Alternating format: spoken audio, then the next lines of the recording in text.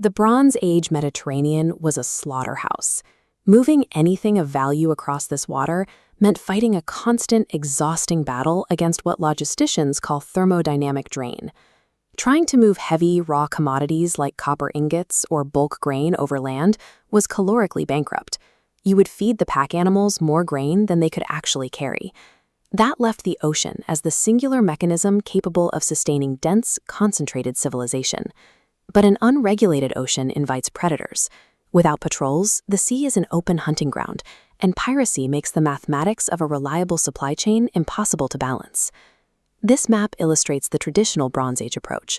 Thousands of individual merchants attempting point-to-point crossings across the Aegean. The attrition rate in this system is staggering. Ships are picked off one by one, their caloric payload disappearing into the void. You cannot build a massive, complex society if you cannot guarantee that your food and metal will arrive on schedule. Someone had to engineer a systemic fix to this friction. 4,000 years ago on the island of Crete, the Minoans built exactly that. This is the Palace of Knossos.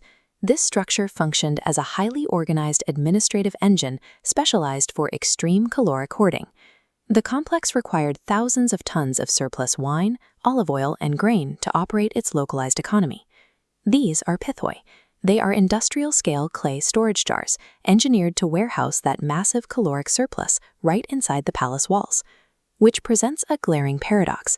How does a society pile up this much concentrated wealth in the middle of a violent region, yet build zero defensive walls?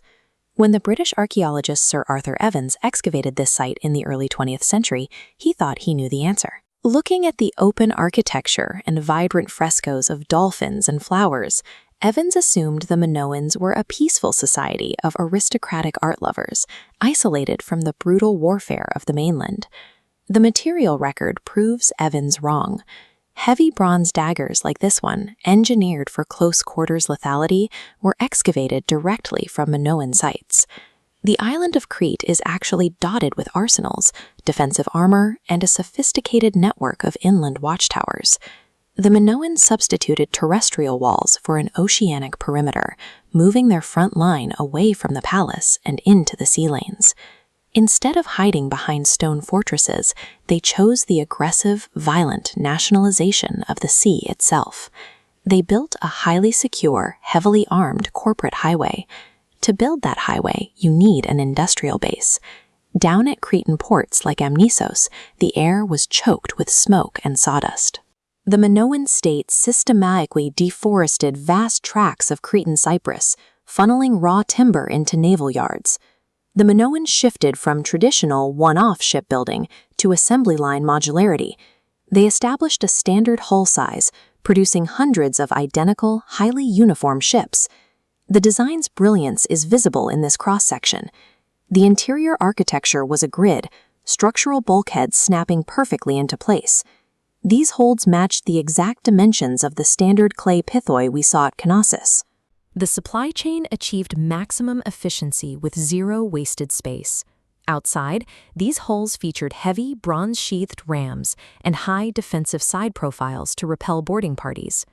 Minoan naval yards produced the Bronze Age equivalent of an armored bank truck, vessels designed for bulk security rather than individual combat glory. When every ship in a fleet is identical, you gain the logistical superpower of interchangeable parts. A shattered mast or breached hull panel could be swapped out immediately at any Minoan port. Minimal downtime meant the caloric pipeline never stopped flowing. But the true security advantage is this. Uniform hulls driven by uniform oarsmen travel at the exact same speed. In traditional fleets built from mismatched vessels, differing speeds force the convoy to stretch out.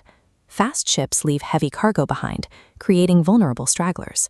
The Minoan lockstep formation eliminated that weakness. The predictable speed and tightly packed defense made traditional pirate ambush tactics completely useless. Along the coast, a terrestrial network of guardhouses and watchtowers actively monitored the waters to ensure these convoys had a clear path. Through strict standardization, the Minoan state successfully neutralized the chaos of the ocean, converting a hostile environment into a zero-friction logistics corridor.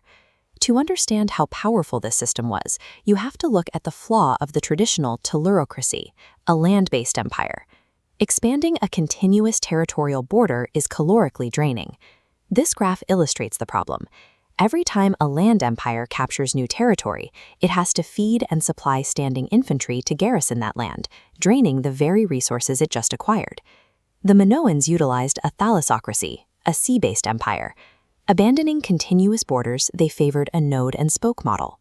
By seizing isolated island outposts and connecting them with a secure naval fleet, they bypassed the heavy overhead of a standing army. They achieved pinpoint control, keeping caloric reserves intact. By minimizing their terrestrial footprint and maximizing their logistical chokehold, the Minoans maintained power through efficiency rather than raw acreage. The Minoans executed this strategy by securing very specific geographic choke points, like the sheer, highly defensible cliffs of Thera, known today as Santorini. Holding nodes in the Cyclades meant holding the physical intersections of the sea. They intercepted every major trade route flowing between Egypt, the Levant, and mainland Greece. This is tollgate economics. Because the Minoans possessed the only secure, standardized fleet and controlled the safe harbors, they forced the entire regional economy to utilize their infrastructure.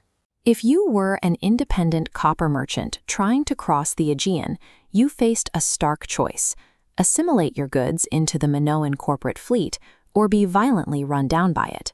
Independent piracy was crushed. Unregulated trade was effectively outlawed, replaced entirely by state-sanctioned logistics. By engineering the maritime environment itself, the Minoans established a logistical blockade, enabling the palace at Knossos to dictate the shipping rates of the entire regional economy.